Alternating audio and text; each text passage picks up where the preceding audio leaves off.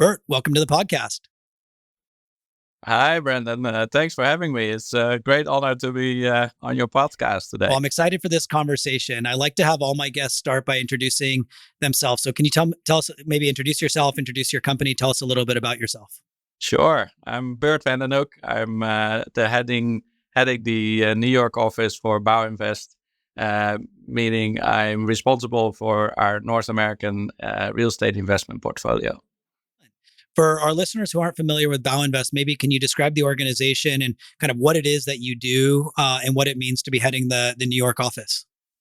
Yeah, so Bouwinvest is actually a fully owned manager by the Dutch Construction Workers Pension Fund. So we invest the real estate portfolio on behalf of that pension fund around the globe. I'm responsible for the North American part of that, but we also have people responsible for the European or Asia Pacific investments.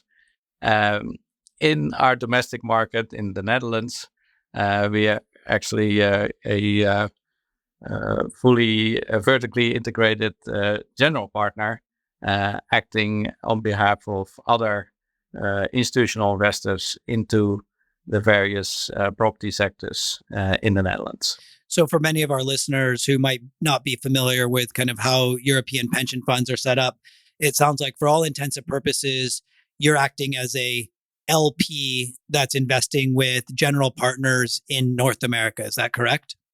Yes, that's absolutely right. As a pension fund, we are not able to invest directly and be regarded as an active investor into real estate properly. So we do that through local partners in indirect vehicles. And that can be in the form of straight into funds or setting up programmatic joint ventures or other co-investments or other type of indirect investments. Excellent. So before we talk too much about Bouwinvest, which I want to come back to, I'd like to just talk a little bit more about you and in your career because I realize that you're not from the United States. I think our listeners can probably hear it from your accents. You're from the Netherlands, but maybe walk us through kind of how you came into the role that you're in and maybe the evolution of your career, so we have that context as we go through the conversation today. Yeah, it's quite funny. I'll probably never lose that accent, even though. It's now 27 years ago. I left the Netherlands after starting my career there. So I actually grew up as a boy from a family who owned a general contractor. So I was always had construction projects when I was a small boy and looking around all these beautiful buildings. So that has always stayed in my heart, and I've had basically a 30-year career in real estate since. So after I started with BGGM, another Dutch institutional investor, in the early 90s, being part of a development strategy into the German market. I moved to the States and was part of of Westbrook Partners, who invested as a majority investor into a Dutch entity, a Dutch listed entity that was under duress and had difficulties raising capital. So Westbrook was went in and had a breakup strategy for which I was partly responsible for the lease up and sales. So that was the start of my international career. I've since had various perspectives and roles within the real estate industry, be it as an investment banker at Morgan Stanley out of London, be it as part of a general partner at what is now DWS in the opportunistic fund business, as well as within Partners Group I was an originator and a real estate specialist for that company. So spending over about 20 years in London, and after that, the opportunity came up to open up the office here in New York for Bouwinvest. And as my family was partly already in the US, my kids were all going to US colleges.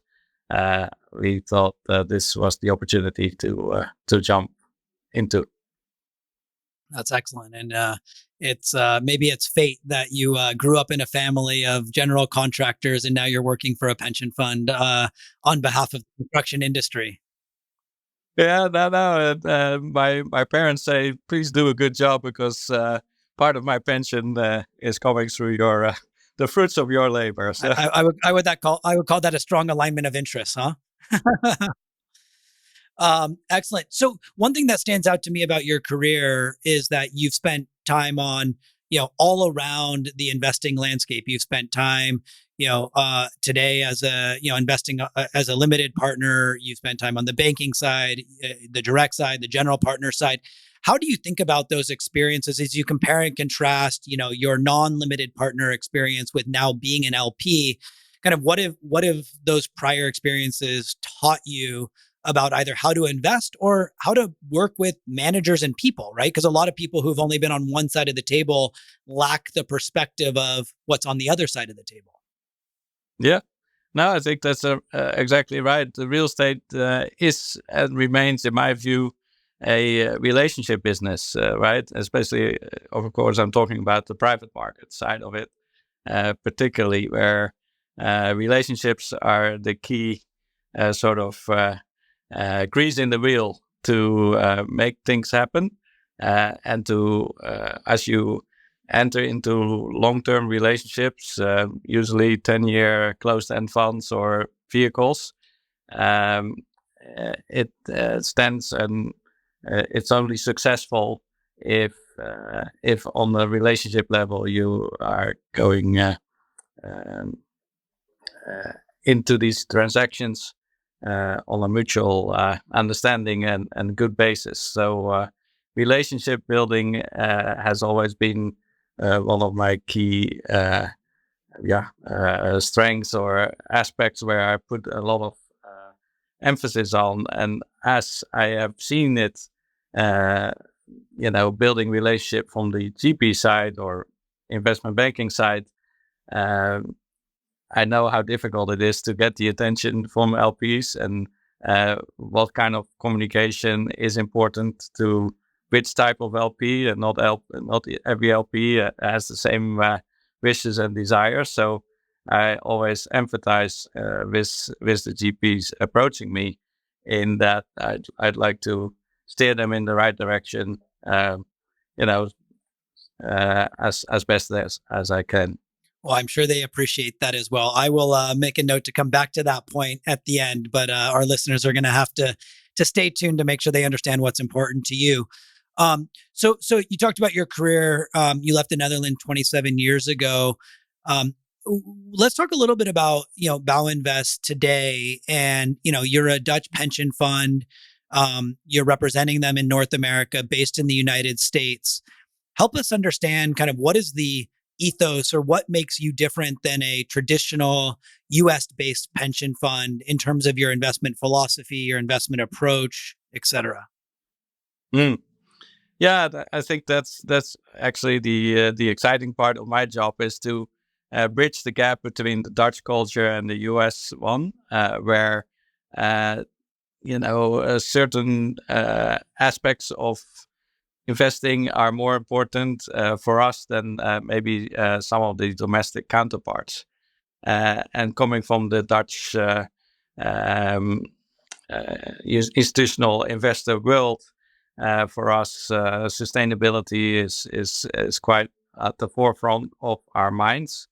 To be sure, financial returns need to be first and foremost at the right level, and cannot be diluted because of sustainable targets. On the contrary, we feel that if sustainability is treated in the right way, it can actually be very accretive to your investments, or if anything, be a risk mitigant to your investment exposures. So yeah, sustainability is quite a key part of what we stand for, and local partners that we work with, general partners, will need to, embrace this just as much as we do in order to have a good and flourishing relationship together.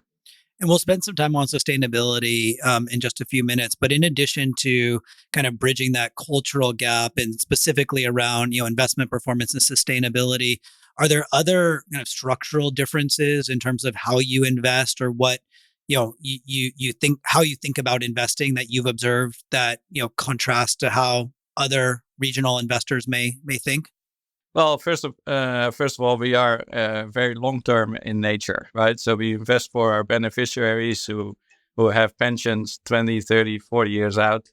And hence, we also think very much long term. Hand in hand with that, we also apply a lower leverage, I would say, in general, than some of our domestic counterparts. Our limit is 50% loan to value, but our overall mandate level at the moment is more like 30, 35%. So we'll have some unlevered exposure here and there as well. Not least when we go into developments that we can do as part of our mandate. But to the extent possible, we prefer to do that on an unlevered basis if that's the right way for that particular strategy. Excellent. And in terms of the size and scope and scale of Bouwinvest, what's your kind of global AUM? What's the plan's allocation to, how do you think about real estate? Is it real estate and real assets or just real estate? And then how do you think about it regionally? Maybe kind of give us some of the headline metrics so we can understand the scale and scope. Yeah, so Bouwinvest is real estate only. Others invest on behalf of our client in infrastructure or other asset classes. The pension fund has an AUM of about 80 billion US dollars, and 20% roughly is allocated to real estate. So quite a high allocation, as you would expect from a construction workers pension fund leaning into their own mandate. And then out of the 16 billion, a good 70% is domestic, is in the Netherlands, and about the remaining 5 to 6 billion is invested indirectly globally.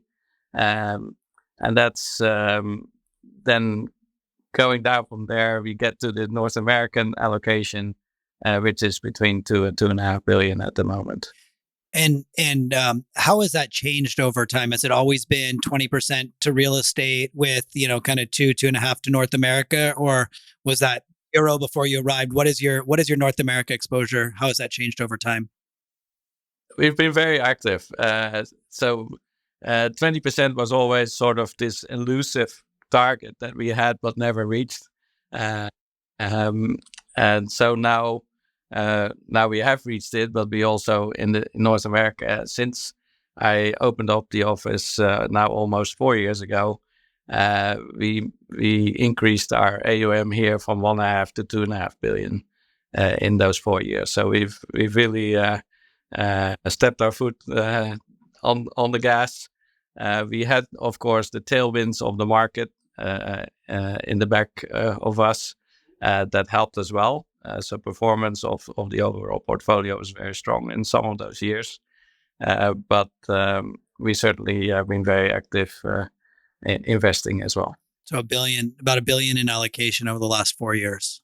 We invest about roughly 7,500 million chunks in any venture, just to give you an idea of our bite size for investments. So would it be fair to say, I don't want to put words in your mouth, is that roughly kind of 10 to 12, 10 to 15 different mandates over that period of time? Or what does that look like for the US business? Well, so like I said, we also had quite a strong performance, so which was already on the 1.5 billion portfolio. So it's certainly not been 10 to 12, but I'd say probably about half of that is accurate. And then you mentioned before you can't do direct. So what are the structures that you're able to invest through? And if you have a preference, to for going forward, what would that be? Yeah. So first of all, we cannot own more than 50% of any vehicle. Any stake cannot be over 50%. So that's the main limit that we have. But otherwise, it's whatever structure is suitable for the strategy. And I always uh, emphasize that strategy goes before structure. We'll find a good solution in terms of the structure as long as we believe in the strategy. Having said all that, we have with me coming here in New York in order to be closer to the market and forge a closer relationship and being more closely knit into the overall US network. Um, we've also pursued more programmatic joint ventures over funds that we previously uh, have been doing almost exclusively. So we've tilted more to joint ventures in order to also tailor some of the aspects that we find important that we already touched on, like sustainability and leverage levels, but also to uh, gain a bit more control over the destiny of the strategies that we want to pursue. And in some cases, it's even where some of these strategies have maybe not as many fund formats, and where joint ventures and are then the only real solution for us. How do you think about a programmatic JV? Is it discretion in a box? Is it, you said you kind of said programmatic JV, and then you also mentioned the word, control. So how do you kind of think about that partnership vis-a-vis the GP that you're investing, into or alongside of? Yeah, so control is really on the strategic part of the spectrum. Operationally, we really want the local partner to be able to act, in the market as they uh, deem fit, and we don't want to be uh, looking over their shoulder too closely, but let them do their thing and let them trust them that they do the right thing for us on our behalf. But strategically, there's some major decisions that we'd like to be involved with in those type of programmatic joint ventures, and it's mostly acquisitions, divestments, financing, uh, capital calls, dividends, those kind of major items. And you already mentioned yourself investment in the box, so we'll even try to make that easier by listing um, the set of criteria along which we would like the strategy to be deployed, and as long as it's within all those criteria, the approval mechanism is quite lenient.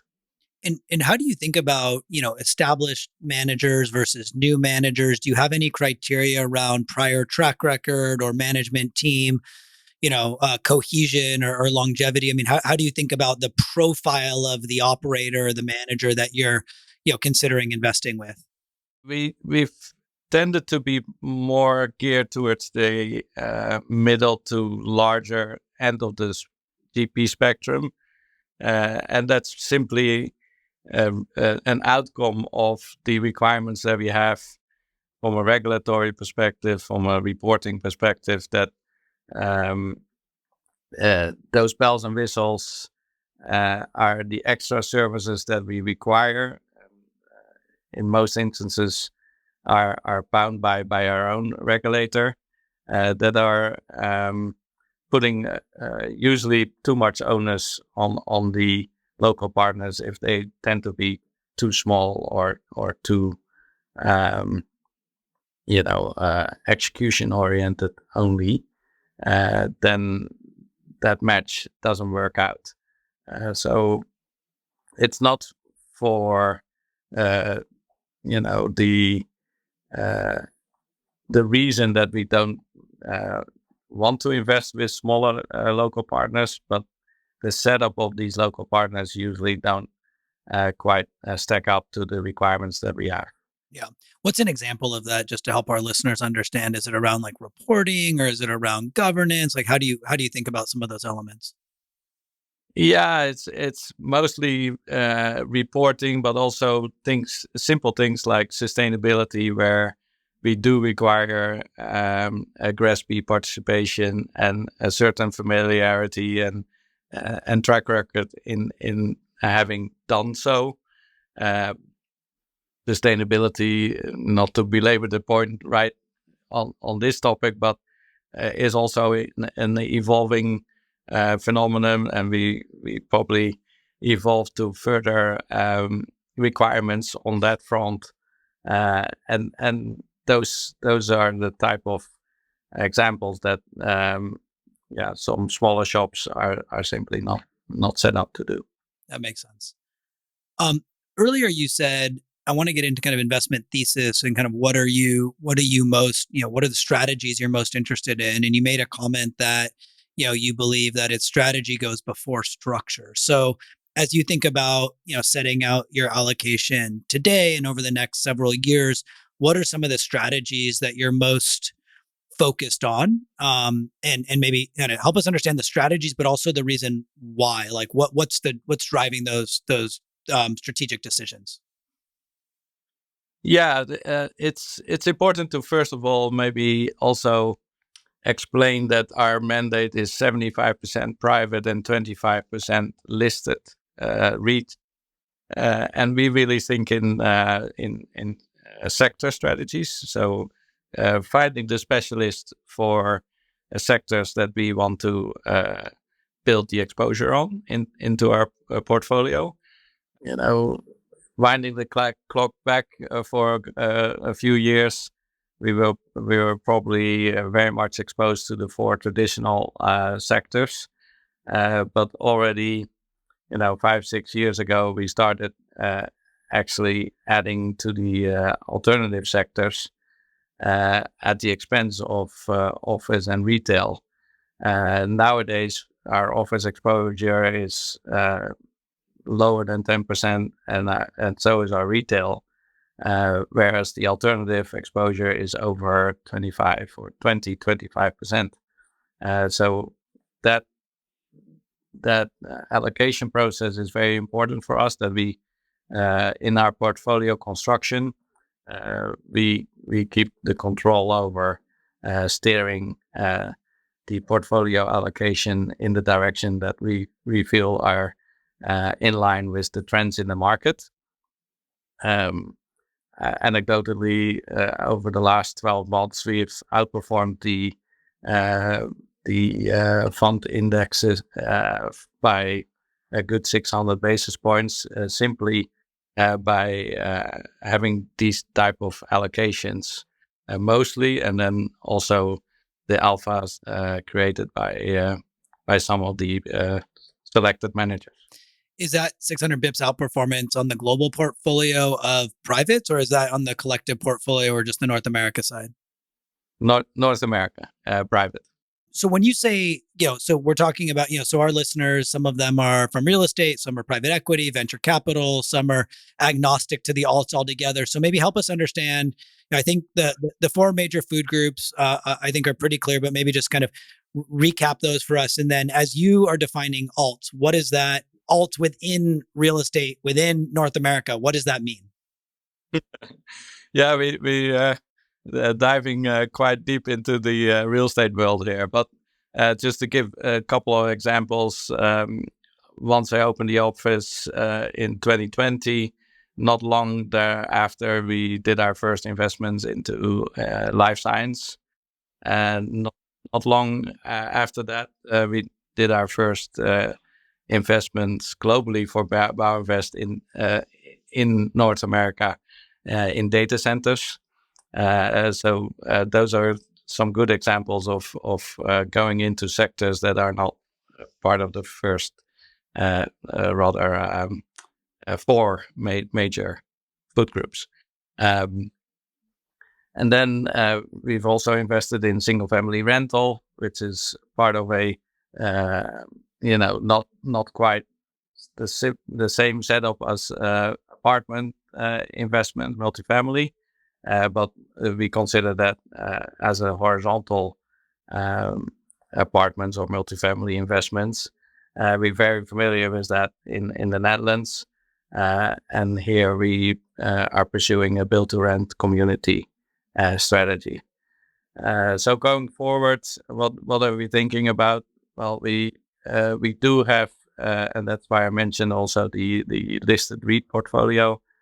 Certain sectors are well served on the public side, and they call it self-storage or manufactured housing or other of these type of alternatives. But we, to the extent we feel that the private side either complements that or is different in its approach, we still may want to add to it. So self-storage, student housing, senior housing, manufactured housing, all those type of alternative sectors are in scope for 2024. I guess, how does that compare or contrast to the non-North America strategies of Bouwinvest? Is the organization also pursuing the kind of alternatives or further out the risk curve, alpha generating sectors in the Netherlands and in Asia, or is it more kind of the major food groups in a more conservative approach? So in the Netherlands, it's more the main food groups, although we do have a hotel and healthcare sector funds that we manage in the Netherlands. More broadly, in terms of European and Australian investments, we have similar setups in terms of really the building blocks being whatever living sector you can think of, as well as whatever industrial sector you can think of, warehousing, storage.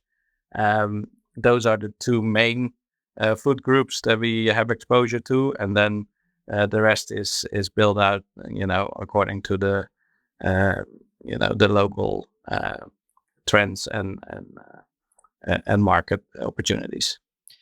So I think it makes sense to give credit where credit is due, because it sounds like you not only has the performance validated the approach, but it seems that you're on the earlier side for some of these strategies that you started deploying capital into several years ago when you arrived, which are now just kind of being increasingly talked about by allocators.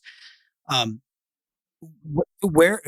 do you, what's the secret sauce? I mean, how do you develop your research and your conviction, and how did you get to a point where you land in the United States, and I'm sure obviously you'd been active in the market, but land with Bouwinvest in the United States, and you have a defined thesis that you should invest in life science and data centers, really when not a lot of other people are doing it. Is there a research team? Is this, are you responsible for your own research in North America? How do you develop conviction around the different strategies that you're deploying capital around? It's a combination of our research team, which is based in the Netherlands, that see these trends, and we have of course regular conversations as to what we feel is most opportune. And don't forget, we also have a listed team in Amsterdam that where we can feed off of in terms of market intelligence and trends. But ultimately, it's also being out there in the market locally and hear what people have to say. Uh, the interesting thing about my job is that I have many uh, managers that come up with great ideas and present them to me. And out of these many proposals, I try to filter out sort of the the cream of the crop, the diamonds of those proposals, and then take a step back and try to form my own opinion as to what I feel is the right move next. Um, and at the time, COVID, it was very obvious to me that life science was the way to go, and that was also the first opportunity that came across our desk. Um, and at the same time, everybody was only able to work out of non-office locations through the technology that we all are enjoying.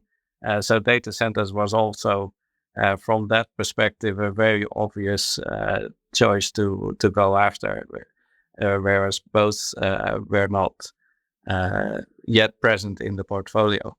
So I want to go back. So that's interesting. Kind of a two-part question. So in the for the U.S. based pension funds, many of them use consultants for a whole variety of reasons. Not least of which is they tend to be very constrained by staffing and budgets, and they need some extra leverage.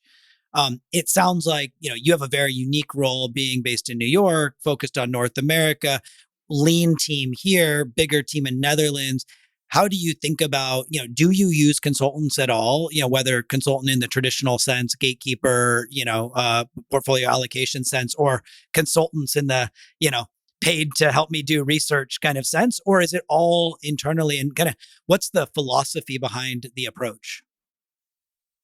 Yeah, it's a good question. So it's an important difference between domestic LPs and ourselves. So on the investment selection um, part of the equation that we perform, we don't use consultants. But having said that, between the client and ourselves, there is a fiduciary consultant in between who, uh, depending on the situation, can be uh, used as a second opinion by the client, but also is very much involved on behalf of the client in the strategic formulation of the mandates.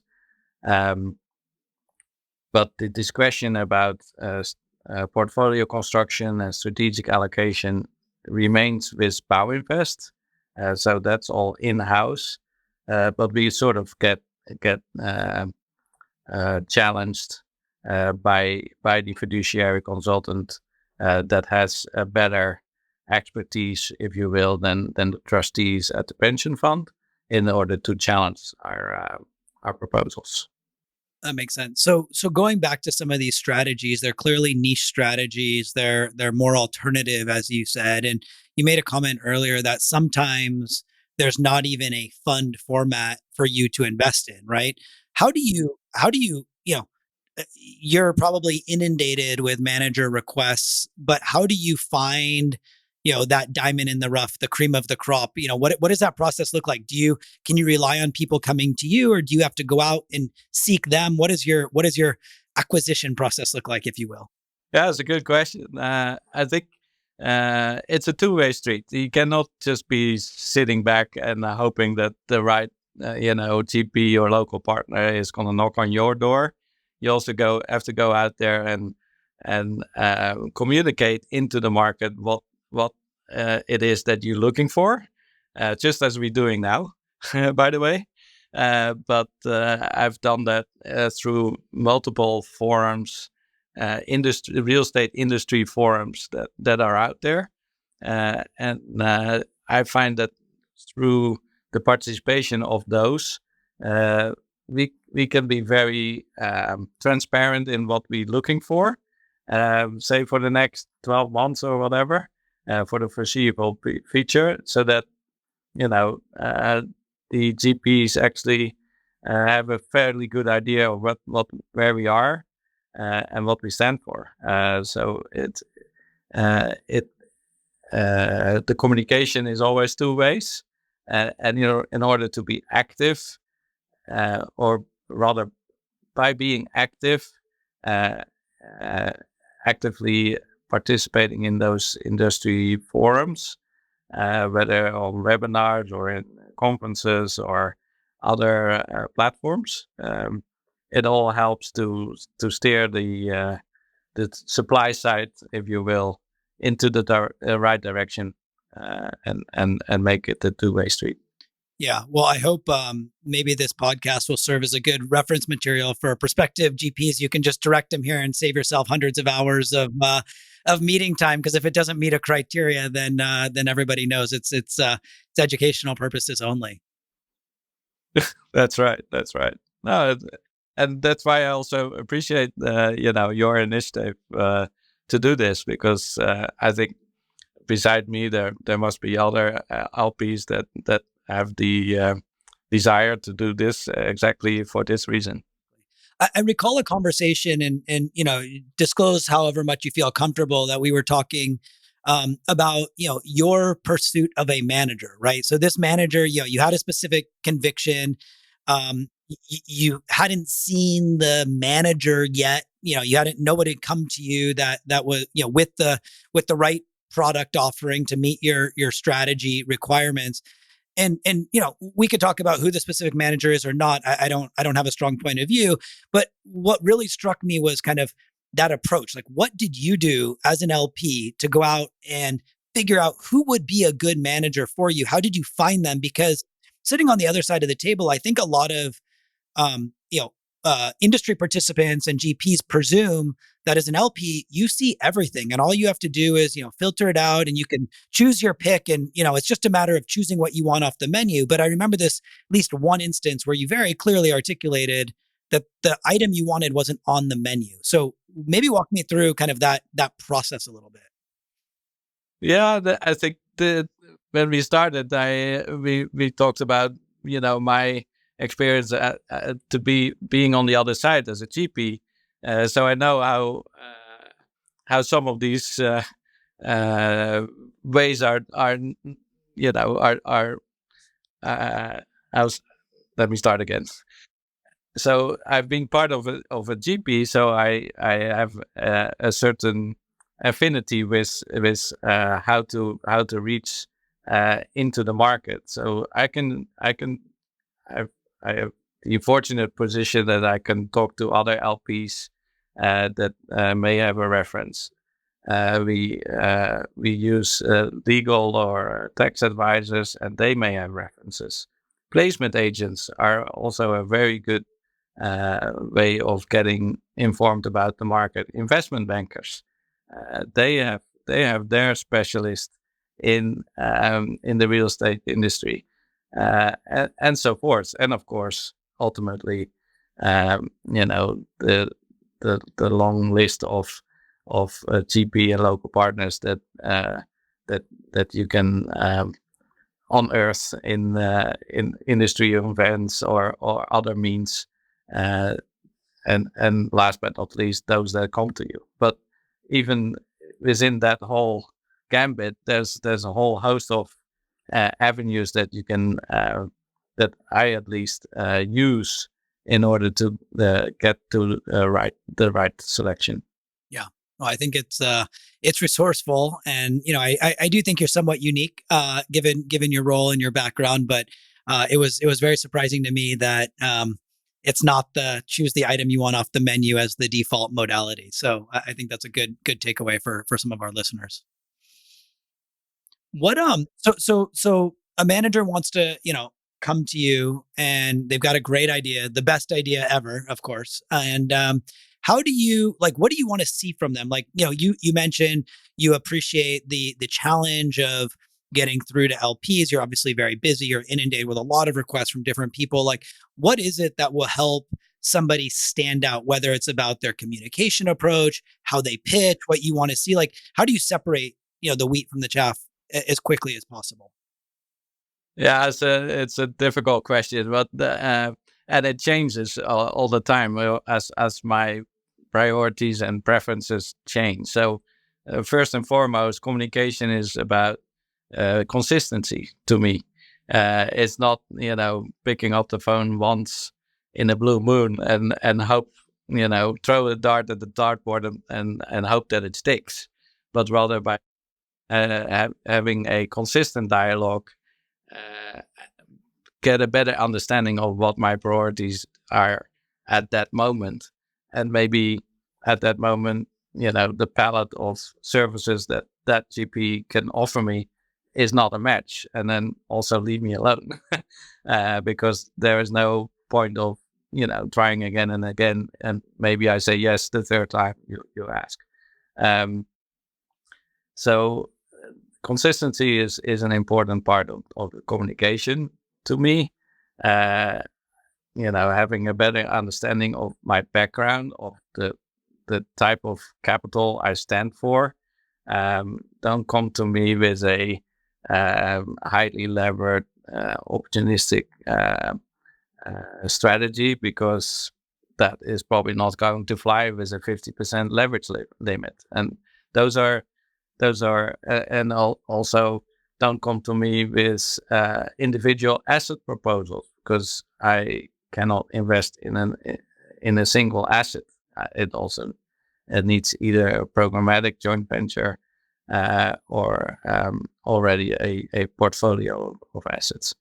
And those are very basic no-go areas that in a if somebody would simply do its homework, even from the website, or by actually being able to have a dialogue with me, then a lot of time wasting is basically off the table. So from a very tactical perspective, I'm a GP. I have something, I haven't done my homework. I send you an email.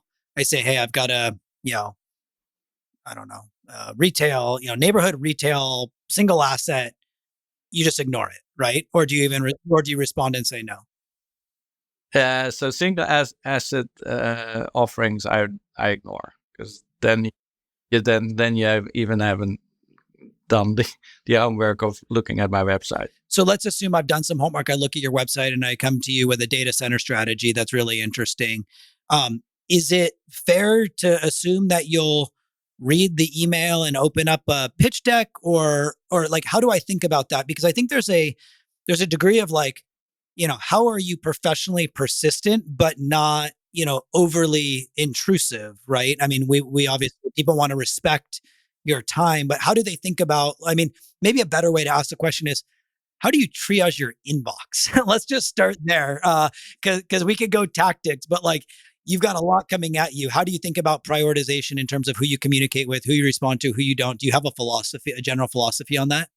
Well, you recognize the sender or not, right? And is very much a filter. It's a human business. It's a relationship business. So that definitely is something that I still work off of, but not to say that with names that I won't recognize. As long as to me, it needs to be fairly succinct and in a matter of maybe an intro paragraph, but then in a fairly succinct way, in bullet form. I need to understand what this strategy is going to be about, and whether that is actually matching my priorities at the time. And I'm fairly diligent in responding, because, as I mentioned, I think it's a two-way street. So if it's a data center proposal in your example, at the moment, that's not my priority. I would say, great to learn from you, update me from time to time. But at the moment, this is not my priority.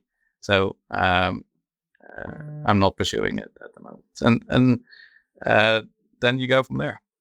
Understood. Let's assume that, somebody gets you with a strategy that is your priority, and you want to meet with them, you take a meeting, like what do you expect on a first meeting? Because ultimately I'm sure, that's where you really start to separate, the people you want to continue to build a relationship with from those that were kind of a one and done. Yeah, if I'm really in a search, I what I usually do is a first half hour call. I let the manager choose whoever they want to have on the call. But it's probably a good idea to then have also somebody who's actually pursuing the strategy and part of the portfolio or investment teams, uh, and walk me through the strategy and how they differentiate themselves and position themselves in the market. Uh, Probably with one or two case studies to really get a feel for where they're different and where they add value.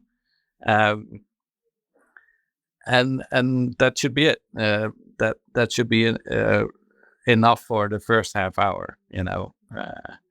It's also then about intro of the manager. What is the ownership? What is your DNA? And through that, team, uh, you get an idea of whether this is going to be a fit or not. So that's like the half hour pitch in which I have a fairly good idea of where this manager sits in the overall long list of managers that I'm looking at.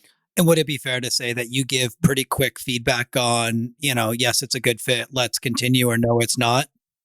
Yeah. So after that first intro, uh, and depending on how long a long list I want to keep, there's usually a fairly quick idea as to whether I want a follow up meeting or whether this is absolutely no match.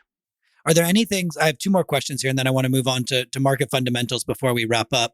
But are there any things that would immediately disqualify things that you've seen over your career, maybe even learned from experience, but maybe seen as an LP, where if you're a manager with a proposal for you and you show up, what are like anything that like absolutely do not pass go? Let's assume the strategy meets some subset of your requirements and they've done their homework, but they show up to the meeting. Anything that will immediately get somebody disqualified?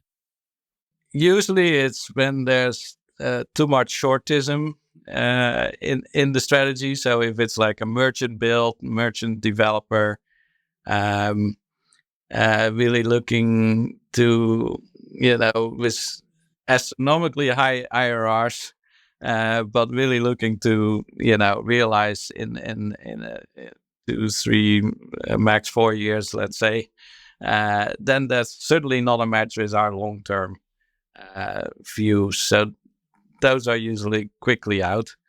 Um, the other ones that continue to make my life difficult is those more, say, value add strategies that have a bit more longer perspective, but where the leverage is still well over 50%. And unfortunately, that is something that I cannot. That's a regulatory and pension thing that I cannot change. Uh, then you get into tailored strategies if the manager is set up to do so. But if it's just a one solution and that's a fund with a 65% LTV, I'm sorry, I cannot do it. So those are pretty quick strikeouts.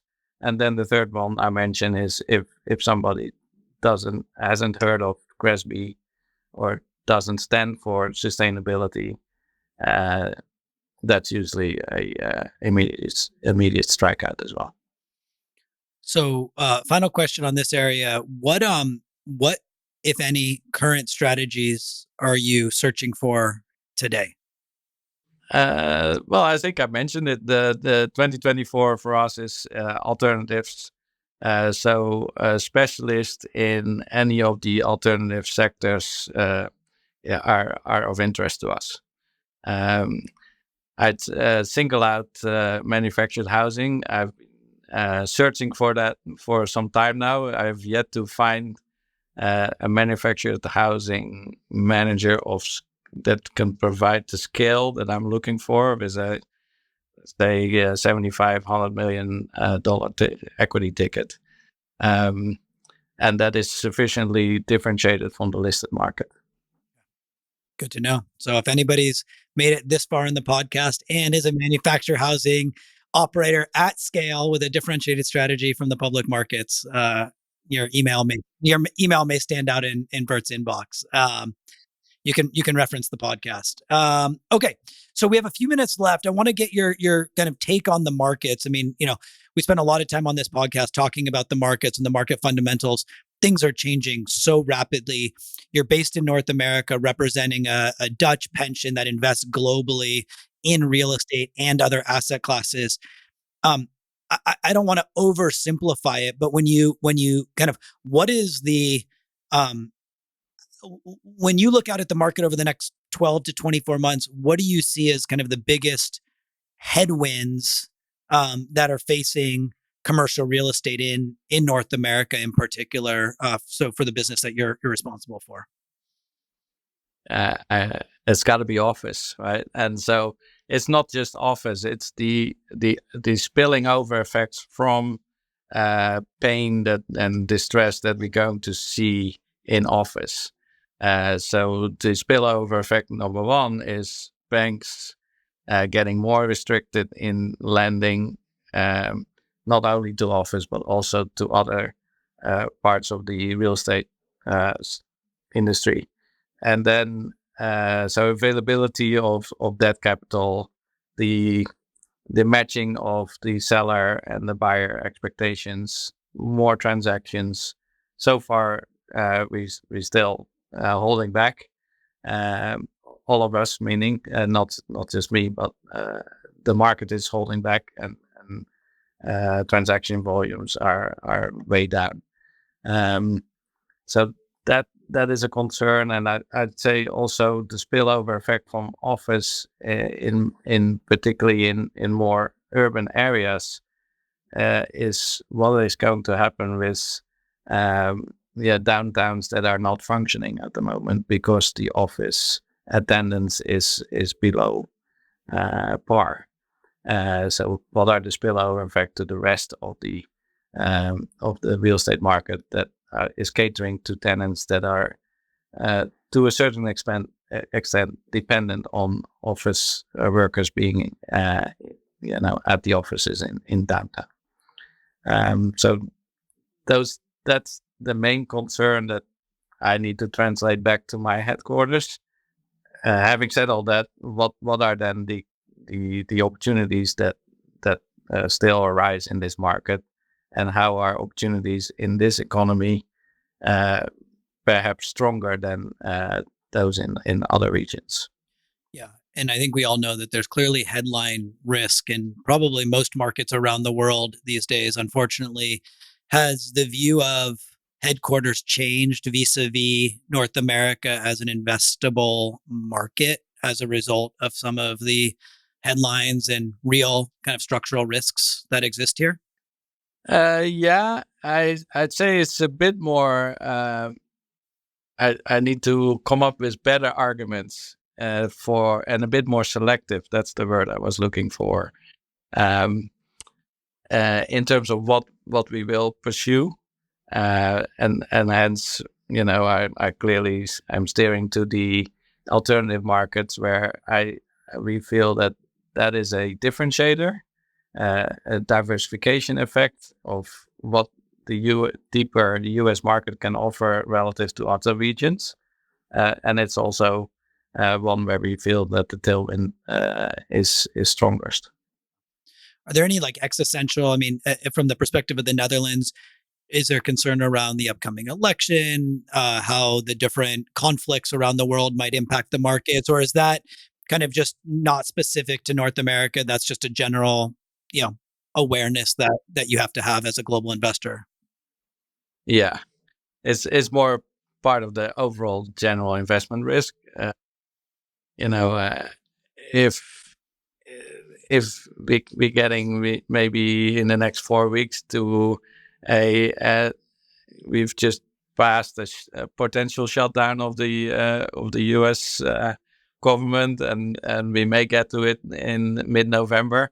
Those are sort of more heightened alerts and where people are asking me more questions about what's going on here and what do you expect, and what do you expect is the consequence in the real estate market. But by and large, these are more tangential risk rather than specific, um, execution risks. In just the last few minutes that we have, I think one of the and by no means is this the least important, so I saved the best for last. But going back to sustainability, you and I have had lots of conversations over the years around just some of the real challenges that you and Bouwinvest face in finding managers that meet, all of your criteria, but in particular the focus around sustainability.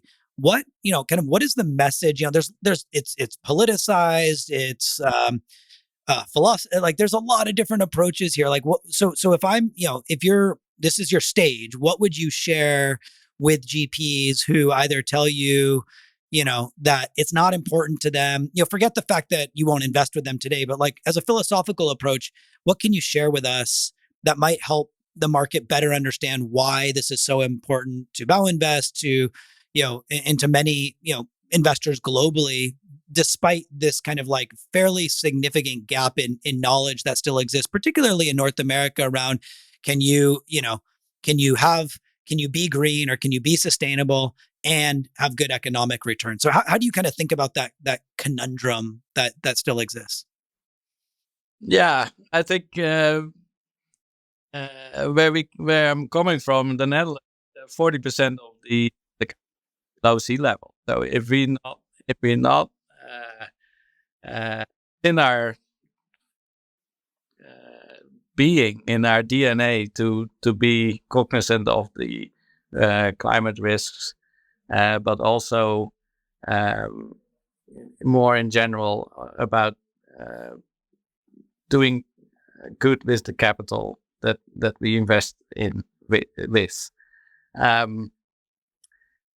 So I'd say from a philosophy approach, we're not the type of investor that is seeking the last to extend the last dollar out of each investment at the cost of some sustainability, whether it's green investing, but also social impact investing. We stand for a certain balance between societal returns and financial returns, and that's something where we hope that deploying our capital also in the US market in such a way, we can move other capital sources as well as other managers into that direction, and have a better world for it as an outcome. Well, I think that's a great place to wrap up. I always like to ask my guests, if people want to learn more about Bouwinvest, you've obviously shared a lot already. They want to get in touch with you. What's the best way for them to do it? Is there a website? Is there an email? Is there LinkedIn? How do you prefer, for people to learn more or to contact you? There's always a website, but I'd say the email is the easiest, and that's the best way to reach me. Okay. Well, that works. Well, Bert, thank you so much for spending some time with me today. As always, I've really enjoyed our conversation. And until next time. It's been great. Thank you, Brandon.